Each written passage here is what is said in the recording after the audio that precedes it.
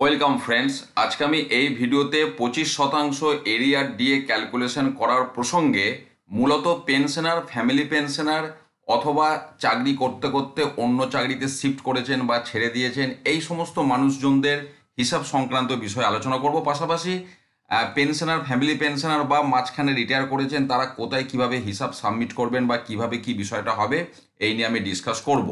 তো ধরুন, আমি প্রথমে যে উদাহরণটা নিয়ে আলোচনা করছি যে একজন মানুষ এপ্রিল 2008, আমি কিন্তু এখানে আপনার 1 এপ্রিল 2008 থেকে 31 ডিসেম্বর 2019 পর্যন্ত স্ট্রাকচারটা রেখেছি। এবার আমি এখানে মূলত বিভিন্ন পরিস্থিতি নিয়ে আলোচনা করব, হিসাব নিয়ে নয়। তো ধরুন, একজন মানুষ 1 এপ্রিল 2008 সেই সময় চাকুরিতে ছিলেন, মানে তার আগে থেকেই তিনি চাকরি করছেন। এবার ধরুন, সেই ব্যক্তি আপনার 2013 সালের মে মাসে রিটায়ার করলেন বা তিনি মারা গেলেন।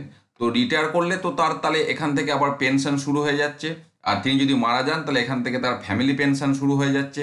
তো এই রকম সিচুয়েশনে এই যে সময়কালটা, এটা তার চাকরি করার কালের হিসাবে তার আপনার বকেয়া ডিএর হিসাব হবে। আর এই পিরিয়ডটার জন্যে তার, যদি তিনি রিটায়ার করেন তাহলে তার পেনশনের জন্য বকেয়া ডিয়ারনেস রিলিফ সেটা হিসাব হবে। বা তিনি যদি মারা যান তাহলে এই সময়কালটার জন্য তার বকেয়া যে ফ্যামিলি পেনশন, তার জন্যে তার ডিয়ারনেস রিলিফটা ক্যালকুলেশন হবে।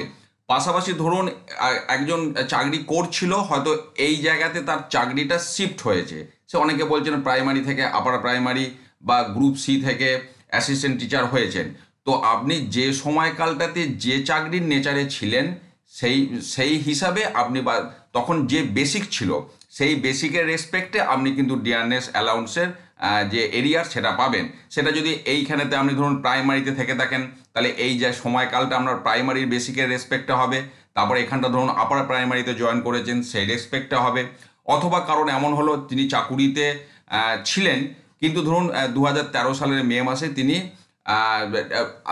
রিজাইন দিয়ে দিয়েছেন, মানে আর চাকরি করছেন না। তাহলে যে সময়কালটার জন্য তিনি করছিলেন সেই সময়কালের জন্যই তিনি বকেয়াটা পাবেন। এই হলো পরিষ্কার হিসাব। এবার আমি চলে যাচ্ছি পরের উদাহরণটায়। ধরুন, কেউ আগেই রিটায়ার করে গেছেন, এপ্রিল 2008-এ তার পেনশন চলছিল। তো পেনশন চলছিল, কিন্তু দেখা গেল তিনি হয়তো 2017 সালের মে মাসে মারা গিয়েছেন। তাহলে এই সময় থেকে তার ফ্যামিলি পেনশন শুরু হবে। তাহলে এক্ষেত্রে তার এই যে প্রথমের দিকটা, এই দিকটাতে তার পেনশনের যেটা ডিয়ারনেস রিলিফ বকেয়া, সেটার হিসাব হবে। আর এই লাল অংশটা থেকে বাকি যে অংশটা রয়েছে তীর চিহ্ন, এই অংশটার জন্য তার ফ্যামিলি পেনশনের যেটা বকেয়া ডিয়ারনেস রিলিফ, সেই হিসাবে তার ক্যালকুলেশনটা হবে। এবার ক্যালকুলেশন কিভাবে করবেন, কোথায় করবেন, সে আমি পরে আলোচনা করছি। তো এটা গেল একটা কেস। নেক্সট আমি একটা উদাহরণে যাচ্ছি। ধরুন, একজন ব্যক্তি, প্রথমে বলি, ধরুন এই সময় তিনি চাকুরিরত ছিলেন। এবার তিনি হয়তো কোনো কারণে এই সময় তিনি মারা গিয়েছেন, অর্থাৎ 2014 সালের জুন মাসে। তাহলে যদি তিনি মারা যান তাহলে এখান থেকেই তার সরাসরি ফ্যামিলি পেনশন স্টার্ট হয়ে যাবে। আর যদি তার ফ্যামিলি পেনশন পাবার মতো কেউ না থেকে থাকে, তাহলে সেক্ষেত্রে তার নমিনি বা তার ওয়ারিস যারা আছেন তারা পাবেন। সেই বিষয়টা আমি জাস্ট একটু পরে বলছি। অথবা ধরুন, এই এপ্রিল 2008-এ কেউ হয়তো অলরেডি পেনশন পাচ্ছিলেন, দিয়ে তিনি হয়তো কোনো কারণে মারা গেলেন এবং তার ফ্যামিলি পেনশন পাওয়ার ধরুন কেউ নেই, সেক্ষেত্রে তার নমিনি বা তার ওয়ারিস যারা আছে তারা বকেয়াটা পাবে। অথবা ধরুন, এই এপ্রিল 2008-এ কেউ হয়তো ফ্যামিলি পেনশন পাচ্ছিলেন, এবার তিনি ধরুন এই জুন 2014-তে তিনি মারা গিয়েছেন, সেক্ষেত্রেও তার নমিনি বা আপনার ওয়ারিস যারা আছে তারা পাবে। এবার এই পাওয়াটার বিষয়ে বলি, সংশ্লিষ্ট বিজ্ঞপ্তির জন্য অপেক্ষা করতে হবে, সেখানে কি নিয়ম কানুন করবে সেই মোতাবেক কিন্তু এই বিষয়গুলি হবে। কাজে এটার জন্য একটু আপনাদের অপেক্ষা করতে হবে, তার কারণ এগুলো অনেক একটু জটিল বিষয় আছে, নমিনিদের পাওয়ার বিষয় বা ওয়ারিসদের পাওয়ার বিষয়টা। তো সেক্ষেত্রে কিন্তু প্রপার নোটিফিকেশান, তার জন্য আমাদের কিন্তু অপেক্ষা করতেই হবে। নেক্সট আমি যে জায়গাটা যাচ্ছি, 3 ধরনের এক উদাহরণ দিয়ে দেবো। সেটা হচ্ছে, ধরুন কেউ এপ্রিল 2008-এ ইন সার্ভিস ছিলেন, চাকুরিরত ছিলেন। এবার ধরুন তিনি রিটায়ার করেছেন 2010 সালের মে মাসে। তাহলে তিনি যখন রিটায়ার করলেন, তার এই সময়কাল থেকে তার পরের সময়কালটার জন্য তার পেনশন স্টার্ট হয়ে গেল। কিন্তু ধরুন তিনি মারা গেলেন 2018 সালের জুন মাসে।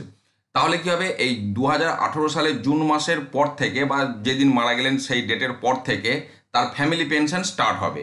তার মানে এক্ষেত্রে তার এই যে প্রথমের দিকের অংশটা, এটা তিনি ইন সার্ভিস হিসাবে বকেয়া যে মহার্ঘ ভাতা ডিয়ারনেস অ্যালাউন্স সেটা তিনি পাবেন। তারপরে মে 2010 থেকে জুন 2018 সময়কালটা, যে সময়কালটা তিনি জীবিত ছিলেন, তিনি তার পেনশনের বকেয়া যেটা ডিয়ারনেস রিলিফ সেটা পাবেন। তারপর 2018 সালের জুন মাসের পর থেকে যে বাকি সময়কাল যেটাতে আপনার এরিয়া দেবে, সেই কালটার জন্য তিনি বকেয়া ডিয়ারনেস রিলিফ ফ্যামিলি পেনশনের যে বেসিক তার রেসপেক্টে তিনি পাবেন। তো এই হলো, আমার মনে হয় না এর বাইরে আর কোনো ঘটনা থাকতে পারে বা বিভিন্ন ধরনের উদাহরণ। সোজা করে একটা বিষয় বুঝে নিন, যে সময়কালের জন্য ইন সার্ভিস ছিলেন সেই সময়কালের জন্য বকেয়া ডিয়ারনেস অ্যালাউন্স পাবেন, আর যে সময়কালের জন্য পেনশন বা ফ্যামিলি পেনশন পাচ্ছিলেন সেই সময়কালের জন্য বকেয়া ডিয়ারনেস রিলিফ পাবেন। এবং যেখানে যেমন বেসিক ছিল সেই বেসিকের রেসপেক্টে কিন্তু এই হিসাব হবে। পাশাপাশি যেটা আমি শুরুতেই বললাম, একটা চাকরি থেকে অন্য চাকরিতে শিফট করেছেন, বা সার্ভিস কন্টিনিউয়েশন নিয়ে হোক বা না নিয়ে হোক, যে পিরিয়ডটা যেখানে চাকরি করছিলেন সেখানে যা বেসিক ছিল তার রেসপেক্টে আপনার বকেয়া ডিয়ারনেস অ্যালাউন্স হবে। কাজে এটা নিয়ে জটিল করে ভাববার কোনো কারণ নেই। এবারেই আপনার ফর্ম ফিল আপ বা এই যে ক্যালকুলেশন এই বিষয়টা বলি। অ্যাকচুয়ালি আপনি যে পিরিয়ডটার মধ্যে বকেয়া ডিয়ারনেস অ্যালাউন্স বা ডিয়ারনেস রিলিফ যাই বলি না কেন দেবে, সেই পিরিয়ডের মধ্যে যে পোর্শনটা আপনার ইন সার্ভিস পিরিয়ড পড়বে, সেটা আপনার যে লাস্ট যেখানে আপনি চাকরি করছিলেন সেই ডিপার্টমেন্টে আপনাকে কিন্তু ফর্ম ফিল আপটা করতে হবে। এবার সেটা আপনাকে সেই ডিপার্টমেন্টের যিনি হেড, সেটা বিদ্যালয় হলে হেড অফ দি ইনস্টিটিউশন, অন্য অফিস হলে সেই অফিস বস, তার সাথে যোগাযোগ করে কিভাবে কি করতে হচ্ছে সেটা আপনাকে কিন্তু খেয়াল রাখতে হবে বা আপনাকে টাচে থাকতে হবে। আর পেনশন বা ফ্যামিলি পেনশনের পোর্শনটা যেটা পড়বে এরিয়ার ক্ষেত্রে, সেটার জন্য কিন্তু কাউকে কিচ্ছু করতে হবে না, ওটা অটোমেটিক যে সংশ্লিষ্ট ডিপার্টমেন্ট আছে তারা ক্যালকুলেশন করে আপনার অ্যাকাউন্টে টাকা ঢুকে যাবে। এখন প্রভিডেন্ট ফান্ডের বিষয়ে আমি একটা গতকাল বিষয়ে বলেছিলাম, পেনশনার বা ফ্যামিলি পেনশনারদের ক্ষেত্রে প্রভিডেন্ট ফান্ডে টাকা ঢোকানোর কোনো প্রশ্নই আসছে না। এটা তো খুব সহজ করেই আপনারা বুঝতে পারছেন। পেনশনার বা ফ্যামিলি পেনশনারদের টাকা সবসময় নিজেদের অ্যাকাউন্টেই ক্রেডিট হবে এবং আপনাদেরকে কোনো হিসাবও করতে হবে না। যারা আরও সিনিয়র মানুষ আছেন আপনারা জানেন যে যখন পে কমিশনের পে ফিক্সেশন হয় সেক্ষেত্রেও আপনাদেরকে কিচ্ছু করতে হয় না, অটোমেটিক পে ফিক্সেশন হয়ে আপনাদের রিভাইসড পেনশন অ্যাকাউন্টে ঢোকে। তো এক্ষেত্রেও আপনাদের ক্যালকুলেশন করার কিন্তু কোনো বিষয় আসছে না। শুধুমাত্র ইন সার্ভিস পিরিয়ডে এই যে এই শেষ যে আমি উদাহরণটা দিয়েছি, এই যে এই পোর্শনটা ইন সার্ভিস পোর্শনটার জন্য আপনাকে সেই সংশ্লিষ্ট ডিপার্টমেন্টে যোগাযোগ করে সেই পোর্শনটার জন্য আপনাকে বকেয়া মর্গ ভাতার হিসাবটা দিতে হবে। কিন্তু ফ্যামিলি পেনশন বা পেনশনের যে এরিয়াটা পড়বে সেটার জন্য যে মহার্ঘ ত্রাণ বা ডিয়ারনেস রিলিফ, সেটার জন্য কিন্তু আপনাদেরকে কিছু করতে হবে না। কিন্তু হ্যাঁ, আমি যে এক্সেল শিট দিয়েছি সেখানে হিসাব করে কত কী হচ্ছে সেটা দেখে নিতে পারেন। আমি আগে সংশ্লিষ্ট দপ্তর থেকে বিজ্ঞপ্তি প্রকাশ হোক কোন এরিয়াটার জন্য বকেয়া দেবে, তারপর আমি একদম এক্স্যাক্ট আপনাদেরকে ক্যালকুলেশন শিট বানিয়ে দেবো। এরপরও যদি কোনো প্রশ্ন থাকে অবশ্যই ভিডিওতে কমেন্ট করবেন। ভালো থাকুন, সুস্থ থাকুন, ধন্যবাদ।